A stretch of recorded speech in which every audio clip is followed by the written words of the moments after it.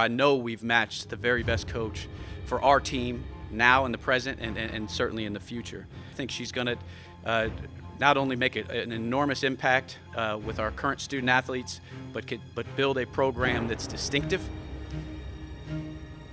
We just had a lot of quit in us tonight, and that's been something that's been consistent with our team is we're not comfortable and things don't go our way, and I have a team that'll just quit on you. That's a question for them about why they can't stick together. I do know we don't have the leadership we need player-wise.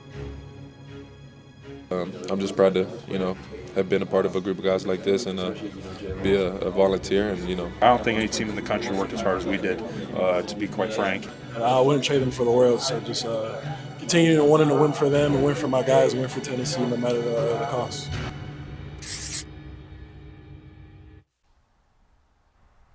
No one left on the roster for Kim Caldwell. Shocking departures from the men program for Rick Barnes. These were the realities faced earlier this week for Tennessee. It's the wild, wild west, ladies and gentlemen, and Torch Sports is right here with you as we go into the thick of the transfer portal. I'm Alex Carpenter, joined here by Alexi Cowan and Lauren Gimpler, and guys, let's just get right into this. It has been a crazy week on Rocky Top for both basketball teams as they suffered major losses. Athletes submitted their name to leave the program earlier this week. Every player from last season, you heard that correctly, every player has left the program for Kim Caldwell, and 6 players for the men's team. Alexi, you've been tracking this evolving situation for a while now. What have you learned so far, and what's next? Yes, I spoke with a member of Tennessee Athletics on Monday about if there would be a statement out or not, and they said that there's not a statement from either coach right now, and there probably won't be. He said that Rick Barnes and Coach Caldwell are focused solely on rebuilding their programs in this chaotic environment of college basketball. This source wanted me to say that there are many different reasons for these departures, not just the storylines that are on social media, and said to keep in mind that unfortunately this is not just a Tennessee problem, this is happening everywhere. And that's great reporting, Alexi, and it's true, this is happening everywhere. It's just the state of college athletics right now, and we're going to get into that. Now, for the men's program, they will be returning 4 players from last year's squad. We can take a look right here on the screen. You've got Ethan Berg, Dwayne Brown, and Troy Henderson sticking around, and Troy Henderson actually withdrew his name from the portal yesterday. So that leaves the big question mark in, of course, superstar Nate Amen. Barnes also has 3 freshmen and 2 transfers signed. Flipping over to the women's squad for Caldwell, it's all about picking up the pieces. With a brand new coaching staff behind her, she's rebuilding a roster quite literally from scratch. Gabby Minus, a 4-star recruit, is set to join the team this fall after the decommit of number 2 prospect Olivia Edwards. On Wednesday, the Lady Vols inked their first transfer of the portal with a sharpshooter, Avery Mills, joining the team. And if I'm not mistaken, they signed someone here recently as well. Yes, they signed Naomi White last night. She was one of the highest shooters in the portal. So some good news there, but I mean, not an ideal situation at all for Kim Caldwell. And now going into year 3, having to rebuild again. And I know I've been at early games. Alexi has, Alex, obviously you. And it takes a while for her players to get adjusted to her style. It's fast-paced, it's aggressive, the quick rotations. So I just worry going into year 3 that you have to teach a whole new system to a whole new set of players, and you don't have any leadership, and that was such a big problem for her this year. And now you don't have anyone that is going to be able to be that leader straight out the gate because you don't have any returners. Absolutely, and I think on the women's side, there is a lot more to worry about than on the men's side. Here, this has happened a lot for Rick Barnes and his teams, but I think what you have to look at for the men's side is Nate Ament. Will he go to the NBA? Will he come back? I've heard from different sources that it's kind of 50-50 right now, and he's in talks of whether he wants to return or not. But here's my thing. Tennessee is desperate for loyalty, and if Ament stays, he will gain experience, he will get any brand deal he wants, I would have to guess, and he will gain a fan base. He's not ready for the NBA yet. He will go straight to the G League if he stays, or if he goes. Well, his assistant coach, Greg Polinsky, he came out and he said if he was Nate Ament, he would go. If this was his son, he would tell him to go. So I just don't know the chances of him actually sticking around. Believe me, there is nothing more I would love to see than Nate Ament in a Tennessee jersey next year. I just don't know how possible that is. Tennessee fans want some loyalty right now. And I think everyone does. You think of Peyton Manning. That's who I think of when he stayed his senior year. Look at the face that he is now. Shouldn't Ament stay and gain that experience? The number of NIL deals he would have, he would be making more money at Tennessee than he would in a G League. But to say that he would maybe be a lottery pick Exactly. in the NBA draft, I would liken this Nate Ament situation to one a couple of years ago with Kennedy Chandler at Tennessee, a star point guard for the Tennessee Vols. Hit the NBA draft after just one season, a very good season for him as well. People speculated on whether it would be better for him to stick around after an early round exit in March Madness or to declare for the draft. And he should have stuck around. He has been pretty much, since he went to the league, a perennial G League player. Exactly. But and I bet he regrets that decision. do you think so? Because there's also the idea that NIL is unstable right now. There's no doubt about it. That is true. That is true. These are not contracts that you're signing that have to be fulfilled. They can be taken away in an instant. When the NBA, you are signing a guaranteed contract for guaranteed money. That's what these players have in front of them. And it's also, you're in the league. Yeah, no, I agree. But I just think if anybody is going to be the guy to stay and be loyal, it would be Nate Ament. I do too, but I also don't see how you pass up this opportunity that has been presented to you. Now, you say that, but if anybody was going to be the guy to be loyal and stay with Tennessee, you would look at some of these names that we've seen hit the portal recently. Maybe your guy, JP. Don't even start. Don't even start with me. I mean, these are shocking transactions that have happened around college athletics, and it's not just Tennessee that is having to deal with these issues. And this all started on Monday at midnight. Players have a 15-day period to enter their names, which started after the national championship game when Michigan, a team built out of all transfers, won the national championship. So that happened on Monday at midnight. 10 hours later, more than 1,500 Division I men's basketball players were gone, along with over 1,300 women's players as well. Now, there's differing reasons for why this is happening. For some people, it's simply for minutes. For some, it's for more opportunities to score and handle the ball. And of course, there's those where it's all about the dinero, the money. So if you remember Jemai Mashak from the men's basketball team a couple years ago, his mother, she's a Twitter legend. Sorry, X. She's an X legend. Politically and correct. She gave some reasons of why she thought that people are leaving the portal. And there are so many reasons. I would look at that on Twitter if I were you guys. But there were so many reasons. Like, it is not just the money. It could benefit players at some points. And a big one that stuck out to me, players see social media.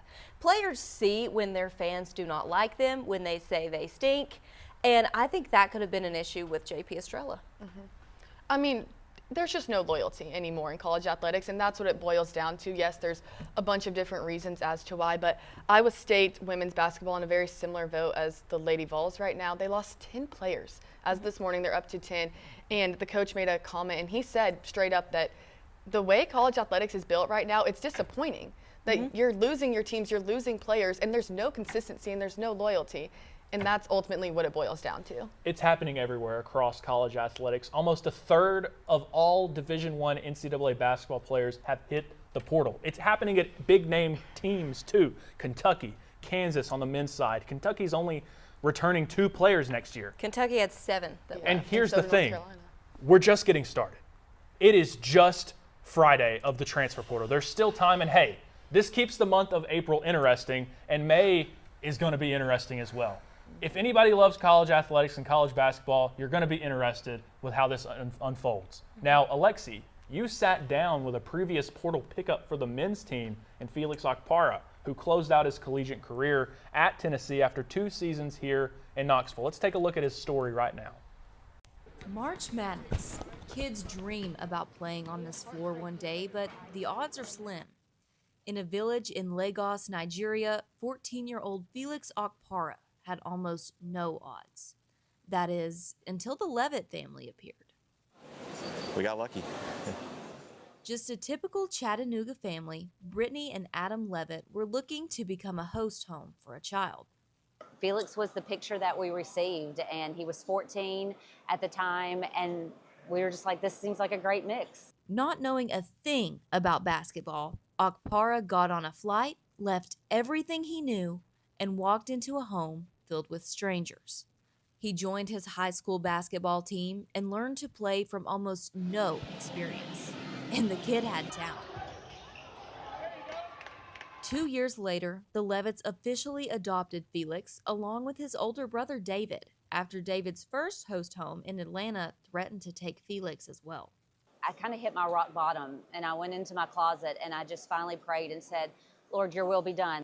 And what's better than 2? 3. Kennedy Okpara came to the U.S. later on and was also adopted by the Levitts. I can't imagine my life without them, and it's like definitely way more fun having them. Felix and his brothers plan to go back and see their parents once they get their American passports. Miracle by miracle, Felix defied the odds. In Chicago, Alexi Cowan, TVC.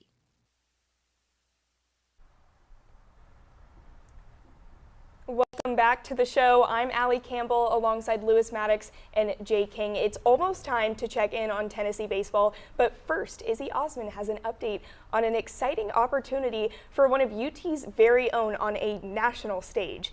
Izzy? Thanks, Allie. The Masters are underway at Augusta National, where sophomore ball golfer Jackson Harrington is competing as an amateur. Yesterday, during round 1, he shot 4 over at 76. Today, he teed off at 11:27 and is currently on the green of hole 10. I had the opportunity to catch up with him and sit down and see what he was feeling like going into this week.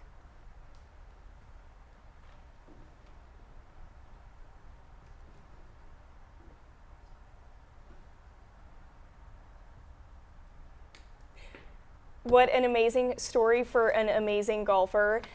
Excited to check out that story when we're able to get that out to you guys, but we'll continue to keep everyone updated on the progress of Jackson Harrington at the Masters. And now it's time for Tennessee baseball. They fell to the LSU Tigers this weekend in a familiar fashion. With a tied series going into Game 3, the Vols took Sunday's game to 3 extra innings. And the weekend prior, Vanderbilt walked it off against Tennessee in all 3 games, taking 2 of them to extra innings, totaling up to a total of 35 innings for the weekend. But this weekend, the Tennessee bullpen just gave out. With just 2 pitchers through the first 9 innings, the last additional 3 were composed of 6 different arms. And the 12th inning saw a staggering 10 runs from the LSU Tigers. So what happened this weekend? Jay, you and I were there. What did you see? Well, you said it perfectly. It's all about the bullpen issues there for Tennessee. I mean, giving up 14 of the 16 runs in Game 3 and, 4 out of the 5 runs in Game 1. It was just not good outside of Cam Appenzeller. And the other thing, too, is clutch hitting. I mean, the Tennessee got outscored 21-3 from the 7th inning and onward for the entire weekend series. That is just unacceptable. Yeah, Jay, and building on top of that, Appenzeller has been one of the bright spots for this Tennessee pitching staff on the season, and talk is starting to ramp up a little bit about Cam Appenzeller. He hadn't had an opportunity to start an SEC weekend series game. He's gotten some action in the midweek games starting against some of those lower-level competition teams, but talk is starting to ramp up about Appenzeller maybe stepping into that starting spot for one of those weekend games, and I'm in favor of it. I mean, the guy comes in Game 2 of the LSU series. If we're looking at that series, yeah, he comes in LSU in Game 2, goes 5 innings, replacing Tegan Coons, 6 strikeouts, only 1 hit allowed, didn't allow any runs, and yeah, he just stepped in and was an all-star. It doesn't matter that the kid is a true freshman. He's got a big arm, and the Big Orange right now needs a big arm for one of these SEC series weekend starts. Crazy numbers from a freshman, but one of the reasons why they're not having him in that weekend starting role is potentially because he could play for 2 games, adding to more than just 1 effort in a series and make a change. So we'll see if they end up switching that around. But good notes there. Our own Jack Glennon is out at Lindsey Nelson Stadium now. And Jack, what did you see from the series this weekend? Yeah, thanks, Ali. I'm right here outside of Lindsey Nelson Stadium, where unfortunately for the Volunteers this past weekend, the theme was LSU's big inning. On Friday evening, it was a 5-run 8th inning for LSU that helped lift them over the Volunteers by a final score of 7-5. And on Sunday's rubber match, it was a 10-run 12th inning for the Tigers that guided them over the Volunteers 16-6. Now, for the Volunteers, a bright spot could be the new and improved offense, which scored 15 runs and walked 14 times across the 3 games. And redshirt sophomore Blake Grimmer, the utility man, his performance was especially encouraging for the Volunteers. He went 3 for 10, also reaching base safely 7 times on 4 walks, hit 2 home runs, and drove in 4 RBIs. Now, for the Volunteers, if their pitching staff and especially bullpen can follow the new and improved performance of the bats, it might be a bit of an easier weekend for the Volunteers, but hopefully they will look to avoid another tough weekend as they travel to Starkville, Mississippi to take on the number 9 ranked Mississippi State Bulldogs. Allie, back to you guys at the desk. Good points from Jack there, but now let's look ahead. At this point, Tennessee is 4 weeks into SEC play with 6 more weeks of conference opponents. And this weekend is a big one. The Vols will travel to Starkville to take on the Mississippi State Bulldogs, a historic program known for their iconic ballpark and consistent competition. The Bulldogs are a tough team to beat, especially on the road. And specifically, the challenge increases for Tennessee as the Vols have not won a game on the road in a very long time, a game since March 13th, but a series much longer. So what are the expectations going into this big weekend? And is it possible to fix this? Well, a lot of it is just a mental aspect. I mean, Tennessee has to have short-term memory loss after having so many painful losses in SEC play these past few weeks. And you kind of just have to flip it a little bit. They almost won a lot of these games. They almost won, I think, 3 of the last series. They almost beat Georgia if they didn't get robbed of that home run. They almost beat Vanderbilt, but they got walked off 3 times. I mean, they almost won these series. And again, like I said, they almost beat Georgia. Georgia just swept Mississippi State last week. Mississippi State was the top team in the SEC before that happened. So you kind of just have to look at it like this. Like, this team does have talent. It's just that they are not finishing out these games, and hopefully this week will do that.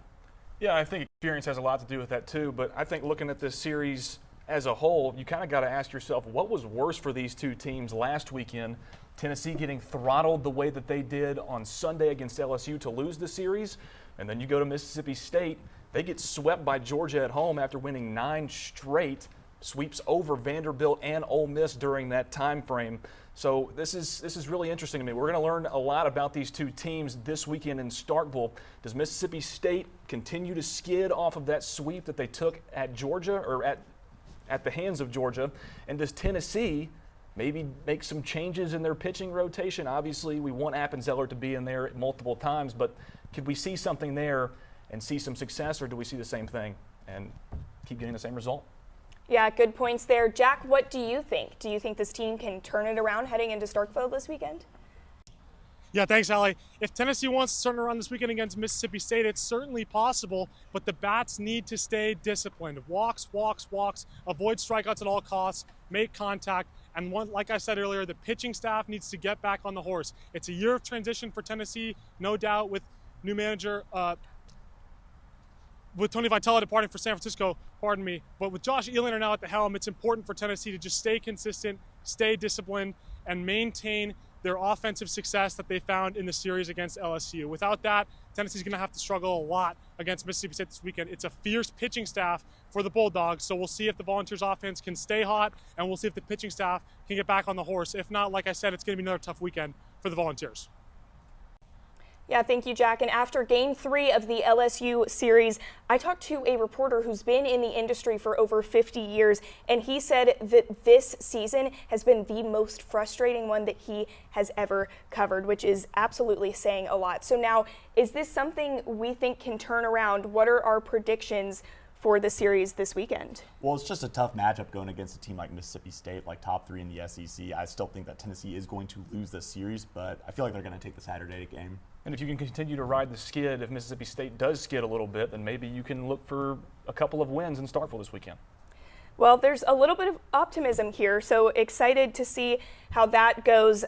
Checking in with our Instagram and X. You can check that out at TorchSportsUTK and TorchSports_UTK. So be on the lookout for that. But sending it over to hear a little bit more about the other diamond with our softball crew. Thanks, guys. Well, Tennessee softball got back on track with a series victory over South Carolina, taking 2 out of 3 games against the Gamecocks right here at Sherry Parker-Lee Stadium. The pitching staff led the way again, but the offense also seemed to get back on track a little bit as well. That's right, Connor. The pitching was a little bit different this last series.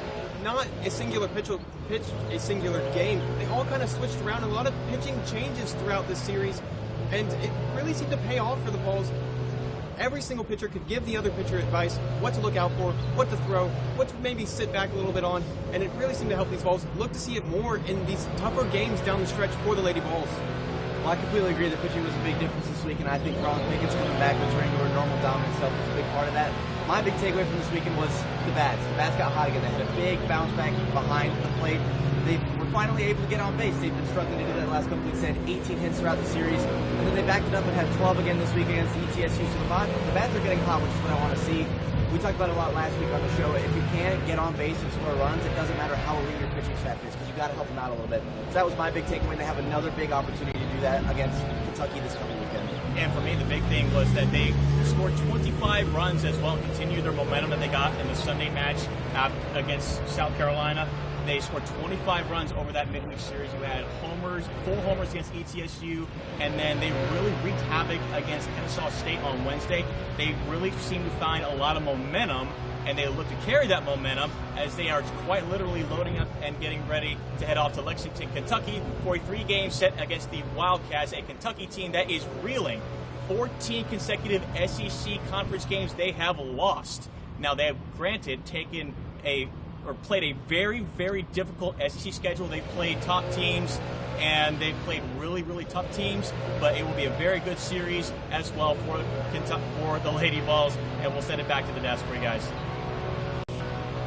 Thanks, guys, and we appreciate you. And it's crazy, 163-9. That is the Lady Vols records when they score 3 runs since 2023. 163-9. That's incredible. Now, we're looking forward to seeing how the Lady Vols can take care of business up I-75 North against the Wildcats. And again, Kentucky, a team that was able to win their first game of the SEC and has lost every game since then. We'll see how the Lady Vols can do. But now we're going to go to the checkerboards. It's spring football time in Tennessee. Our team is at Neyland Stadium. Guys, it is a beautiful weekend, a beautiful day for football here in Knoxville. Thanks, Alex. Well, we're here outside of Neyland Stadium, where tomorrow at 2 p.m. the Vols will play their first football game of the 2026 season. We are back. And there's a lot of questions surrounding this team with a lot of new faces that we haven't seen before, and a big one is the quarterback battle. Well, the Tennessee Volunteers currently have 3 active quarterbacks on the roster. That's sophomore George McIntyre, 5-star freshman Faison Brandon, and Colorado transfer Ryan Stahl. But realistically, this is a 2-horse race between that of Faison and George. Look, the bottom line is the veteran guy is George. Veteran, I say. He had 6 complete pass attempts for 69 yards last year.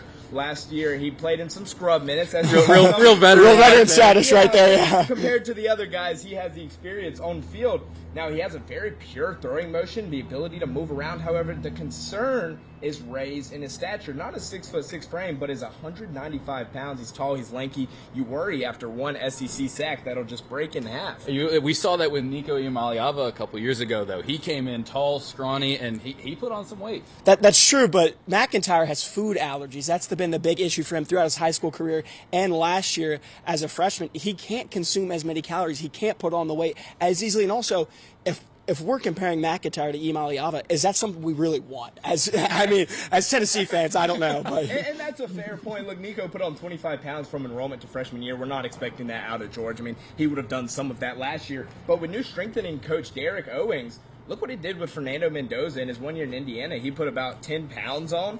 And, I mean, he was taking hits. Look at the national championship.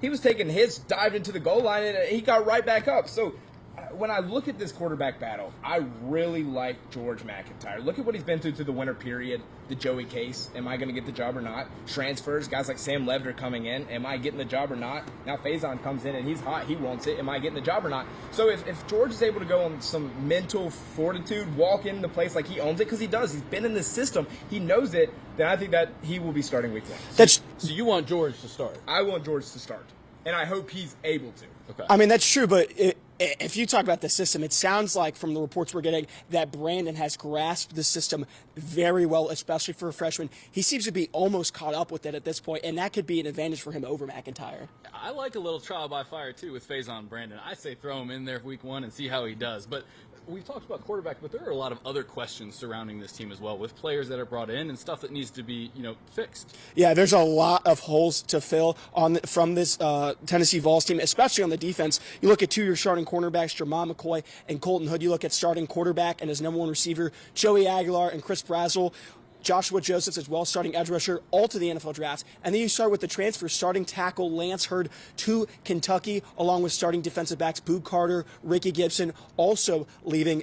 There's a lot of people that are going to need to step in. Well, you talked about the defensive holes. Good thing there's a guy named Jim Knowles, the defensive coordinator for the Tennessee Volunteers, and he brought along some friends. He brought 4 players with him: defensive lineman Xavier Gilliam, linebacker Amari Campbell, safety Dijon Lane, like the mustard, gentlemen, and most notably edge Chaz Coleman. Look, Chaz Coleman was a 5-star transfer, a more prospective 5-star. He didn't have a whole ton of production as a true freshman, but he did have 6 solo tackles, 8 total, 1 sack, 1 forced fumble. He has a good, quick first step, to get around the edge and to cause chaos there in the backfield. So I really like him filling in for Joshua Josephs. Well, there's a lot to look forward to in this game. Our own Taylor Langford and Grayson McGinnis will be covering it tomorrow. But for now, we'll send it back to the studio with Izzy Osman, who has another update on how Jackson Harrington is doing at the Masters.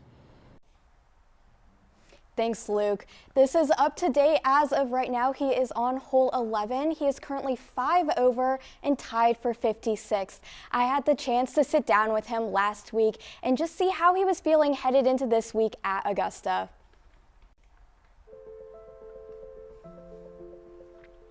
It's a dream come true. Every time I was on the green the practice putting green could have just been me or my parents or coaches. I would always hit one last putt, say this is for the Masters. So to be able to do that at 9 years old and then now at 19 to, be able to go and play against the best players in the world, it's truly a dream come true. But, it's not just that, it's a tournament that I want to go play well at, and pretty confident I can. So I'm looking forward to it. A lifelong volunteer, Harrington has always dreamed of playing at the Masters. This past December, with a heartfelt social media post, he announced this dream had become a reality. Now, who do you feel like is your main support system throughout this whole process? Definitely my parents. Without their love and sacrifice, the pipe for me, or I wouldn't be where I am today. So it's definitely, this is an opportunity for me to kind of show the world that I am one of the best golfers in the world, but it is also, it's for them too. So yeah, I'm definitely grateful for all they've done for me, and I'm excited to go make them proud. I feel good, very excited. I'm not nervous, I would say. I'm more excited and ready to play and prove myself, but I definitely haven't felt any nerves yet. I'm sure I will at some point, but I'm really excited and, excited to put my game to the test against the best players in the world. Well, that's all the golf updates we have for you today. Back to you, Alex.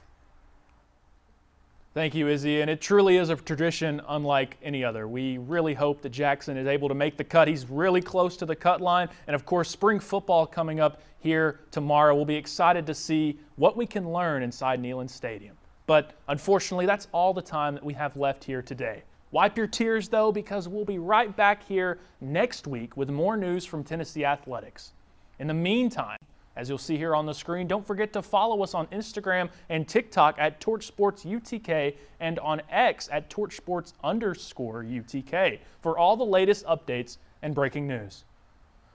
Portal pandemonium is in full swing. Will Tennessee make the most of it, or will it be left in the dust? Torch Sports is on top of all of it for you. I'll bring the popcorn. Good luck to all our sports teams this weekend. I'm Alex Carpenter, and hey, Let's beat Kentucky. Let's have a great spring game. And may the Tennessee-based Vols beat Mississippi State. As always, go Vols.